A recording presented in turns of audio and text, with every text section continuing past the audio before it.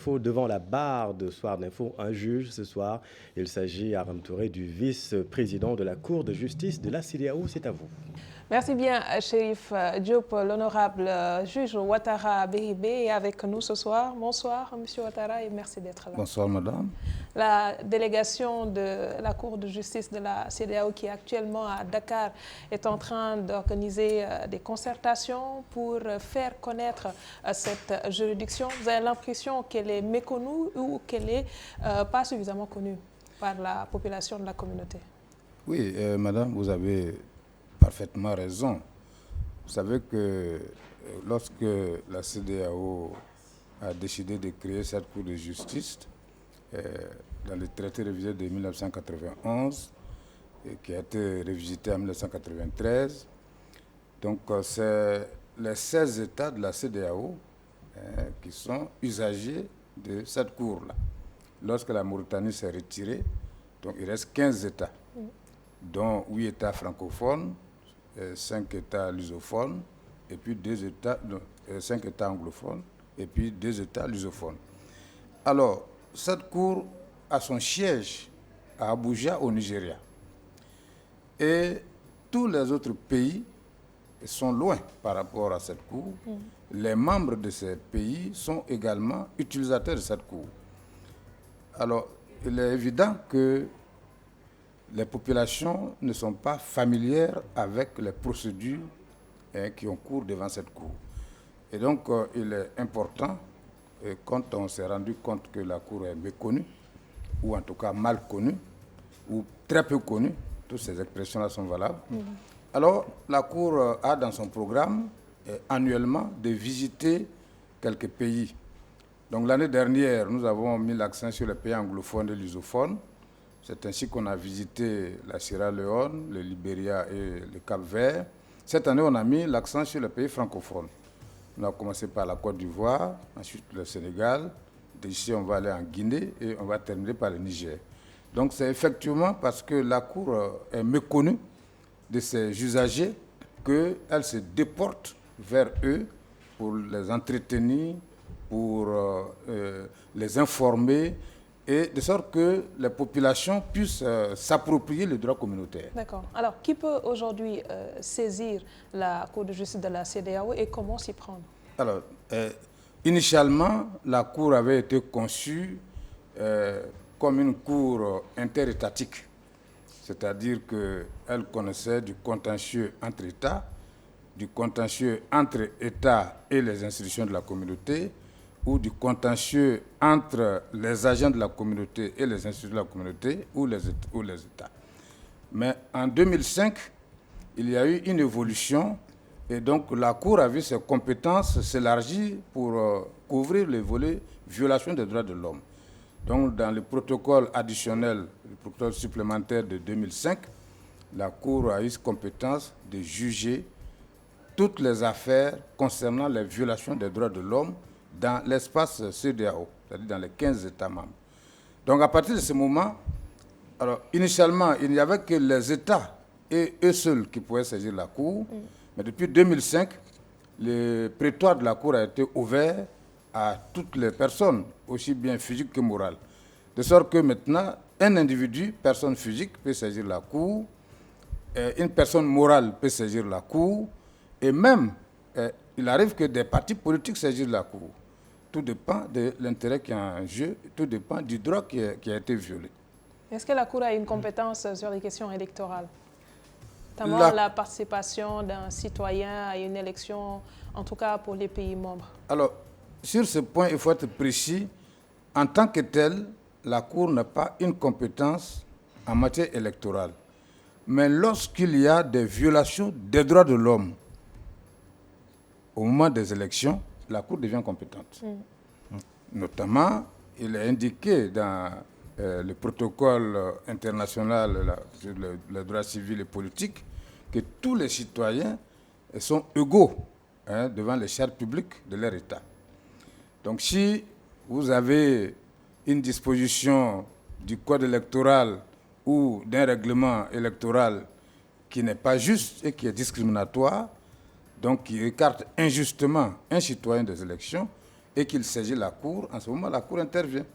Mais la Cour n'intervient pas en ce qui concerne l'organisation des élections, la régularité du processus électoral, la validité des résultats. La Cour n'intervient pas sur ça. Mais la Cour intervient pour les violations des droits de l'homme intervenues au moment des élections. Très bien. Moi, je voulais connaître la valeur de vos décisions. Est-ce qu'elles sont contraignantes? Parce que je pose la question parce que nous avons vu au Sénégal qu'il y avait 2 dossiers qui ont été déférés à votre juridiction, notamment les dossiers Karim Wade et Khalifa Sall. Mais lorsque des décisions ont été prises, il y a des autorités étatiques qui ont dit que ces décisions-là ne s'imposaient pas aux juridictions sénégalaises. Est-ce que vos décisions-là sont frappées de... Oui, il faut que je sois très précis et je vous remercie, la question est très intéressante. Lorsque vous prenez le protocole, il est indiqué clairement que la Cour statue en premier et dernier ressort, que ces décisions sont contraignantes et s'imposent aux États qui sont tenus de les exécuter. Voilà la lettre du texte. Mais vous savez très bien comme moi que l'État, c'est la puissance publique. Il n'y a pas de procédure d'exécution forcée contre un État. De sorte que lorsque la Cour prend des décisions, bien sûr, il y a certains États qui les exécutent, d'autres États rechignent à les exécuter, mais tout dépend du moment. Donc, disons qu'en clair, souvent l'exécution des décisions de la Cour relève plutôt d'une volonté politique. Mais il est prévu tout de même des sanctions politiques en ce qui concerne la non-exécution des décisions de la Cour. Et ça peut aller jusqu'à la suspension de l'État, jusqu'à l'exclusion de ses ressortissants à participer aux fonctions de la CEDEAO. Mais ce sont des sanctions qui sont rarement appliquées. Mais la vérité est qu'à la création de la Cour et à sa mise en fonctionnement, il était indiqué dans le protocole que chaque État devait désigner en interne une autorité, une structure, un organe chargé de l'exécution des décisions de la Cour. Malheureusement, depuis 2001, où la Cour est rentrée en fonction jusqu'à aujourd'hui, je suis confus de vous dire qu'il n'y a que 6 États seulement qui ont désigné cette autorité. Et donc, la Cour attend toujours que les autres États se décident à indiquer le nom de la structure de l'autorité chargée de l'exécution des décisions. Encore l'autre problème qui fait que les décisions de la Cour ne sont pas exécutées, il est dit que, et c'est ça, c'est une erreur technique, que l'exécution des décisions de la Cour se fera conformément aux procédures internes. C'est dommage de mettre ça. Quand vous dites ça, ça veut dire que lorsque la Cour a une décision, qu'elle vient dans un pays donné, on regarde la procédure d'exécution des décisions dans cet État pour exécuter la décision. C'est pour ça aussi que vous avez constaté que, effectivement, le Sénégal avait raison de poser ce principe. Vous ne pouvez pas rectifier cela. Rectifier? Oui. Oui, ce n'est pas nous. Il faut une réforme de ce protocole-là.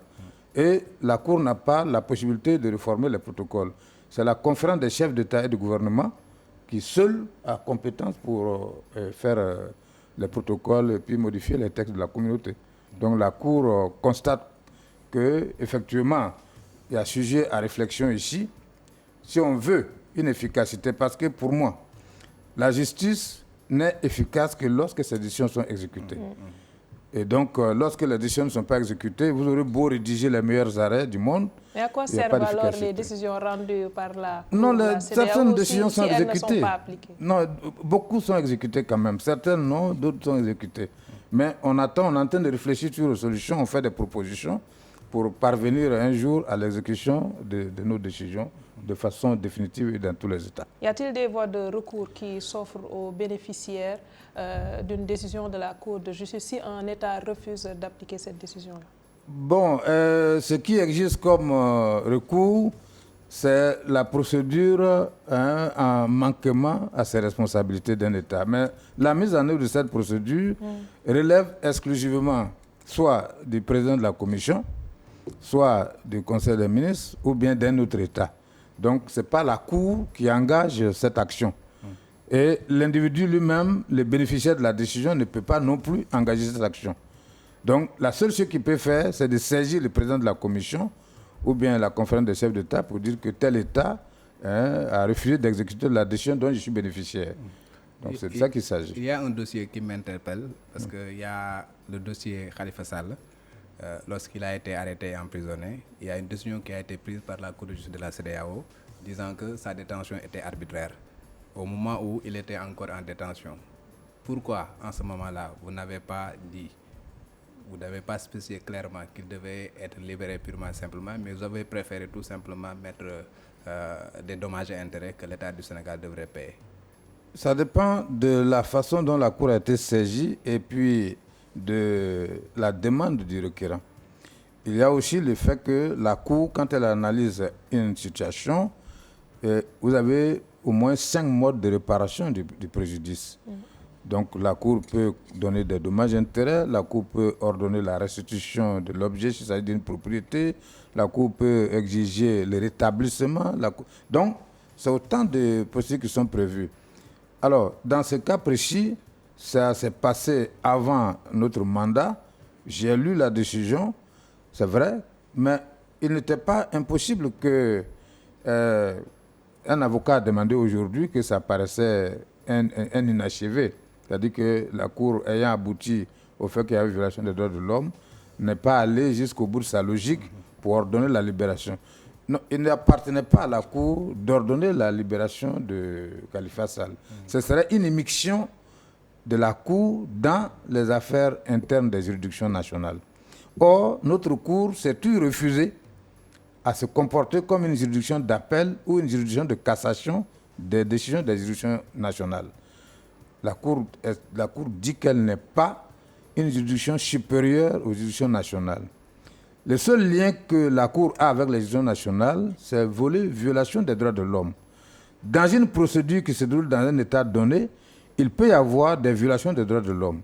Lorsque la Cour est saisie, elle constate ces violations, elle les dénonce et puis elle ordonne une réparation. Mais la Cour ne peut pas, la Cour n'est pas la chambre d'accusation de la Cour suprême du Sénégal, de la Cour d'appel du Sénégal, la Cour n'est pas aussi la Cour suprême du Sénégal. Ça, c'est une affaire où la Cour ne peut pas s'immiscer pour ordonner la libération.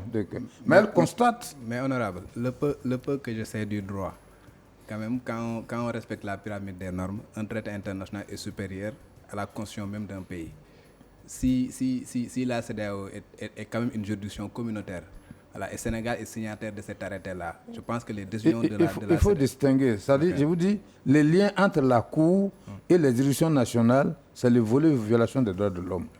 Donc, quand une procédure se déroule dans un État, la Cour ne s'y mêle pas. Mais lorsque un plaideur vient saisir la Cour pour dire que mes droits ont été violés dans cette procédure, la victime peut se plaindre, par exemple, de n'avoir pas eu accès à un procès équitable. Elle peut se plaindre que ses droits à la défense ont été violés. Elle peut se plaindre du fait de n'avoir pas été jugée dans un délai raisonnable. Et c'est tout ça que la Cour de la CEDEAO regarde. Mais la Cour de la CEDEAO ne vient pas regarder. On peut également retenir, par exemple, une détention arbitraire. Lorsqu'un juge d'instruction a détenu quelqu'un au-delà des normes, au-delà de... C'est pour ça. La Cour va sanctionner ça. Mais la Cour ne viendra pas au Sénégal, ni en Côte d'Ivoire, ni en Guinée, pour ordonner au juge d'instruction, dont elle n'est d'ailleurs pas le chef supérieur, la libération. Vous savez bien, comme moi aussi, que celui qui peut ordonner la libération d'un inculpé, c'est soit la chambre d'accusation, c'est soit aussi si le procureur de la République a fait appel d'une ordonnance du juge d'instruction, ou bien l'inculpé lui-même a fait appel d'une ordonnance du juge d'instruction. Ce sont ces organes-là qui peuvent aboutir à la libération. Et non la Cour de CEDEAO qui, elle, intervient pour constater que les droits de telle personne ont été violés parce qu'elle a été détenue au-delà du temps normal, parce qu'elle n'a pas été jugée dans un délai raisonnable, parce que ses droits à la défense n'ont pas été respectés. C'est différent. Alors, donc, vous disiez tout à l'heure que vous n'intervenez pas sur les questions électorales, que la Cour n'a pas compétence dans ce domaine. Et pourtant, sauf quand il y a violation des droits de l'homme. En 2016, quand Yaya Jammeh a refusé les résultats des élections, la Cour est intervenue. La Cour de la CEDEAO? Oui. Pour dire quoi? Qu'est-ce qu'elle a dit? Alors, ça a été réglé de façon politique. La Cour de la justice n'a pas... C'est la commission qui intervient, pas la Cour. Très bien. Alors, et pour la Guinée-Bissau La Cour non plus n'est pas intervenue. Oui, vous n'êtes pas intervenu. Parce qu'elle ne peut pas intervenir, justement. De toute façon, la commission qui était chargée de recenser les votes a justement dit qu'elle ne souhaitait pas que la Cour intervienne dans ce genre de situation. La Cour ne peut même pas intervenir. Pourquoi? Parce que pour que la Cour intervienne, il faut que quelqu'un prouve qu'un droit a été violé. Or, la Cour, jusqu'à présent, elle n'a pas l'autosaisine et personne ne l'a saisie pour dénoncer une quelconque violation des droits de l'homme. Donc la Cour ne peut pas intervenir. Quel est l'intérêt aujourd'hui de faire ces opérations de sensibilisation si on sait qu'un État est souverain et qu'il peut se permettre de ne pas suivre les décisions ou les arrêts rendus par votre juridiction? Mais madame, ces missions sont tellement importantes et il faut justement les continuer, les poursuivre pour que l'ignorance recule. Vous êtes d'accord avec moi que lorsque l'ignorance recule et que tout le monde est au même niveau d'information, que tout le monde est au courant de ses droits, qu'on est même à mieux de les défendre. C'est mieux que de laisser les gens dans l'ignorance. Vous savez, jusqu'à présent, il y a des violations qu'on peut éviter, mais qui se commettent parce que les gens ne savent pas leurs droits, les gens ne connaissent pas leurs droits. Donc c'est ça qui est important. Donc aller vers les populations, leur expliquer les violations de droits. Et donc, en ce moment-là, lorsqu'elles sont bien outillées pour se défendre, elles peuvent valablement saisir la Cour. Il vous est également reproché l'absence d'une cour d'arbitrage. Qu'est-ce qui est fait à ce niveau pour au moins rassurer les gens? Ce n'est pas à la Cour qu'on doit adresser les reproches. C'est à ceux qui ont créé la Cour. Je vous rappelle que dans le traité de 91, il est prévu que la Cour avait la compétence d'un tribunal administratif pour le contentieux entre États, le contentieux, comme je vous ai dit au début. Oui.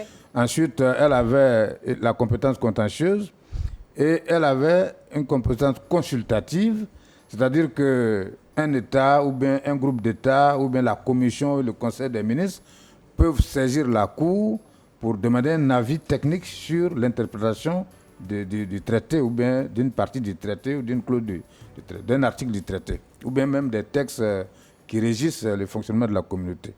Alors, il y a aussi, ce que vous voulez savoir, la compétence arbitrale qui avait été reconnue à la Cour et qui a été reconnue à la Cour en attendant la création du tribunal arbitral.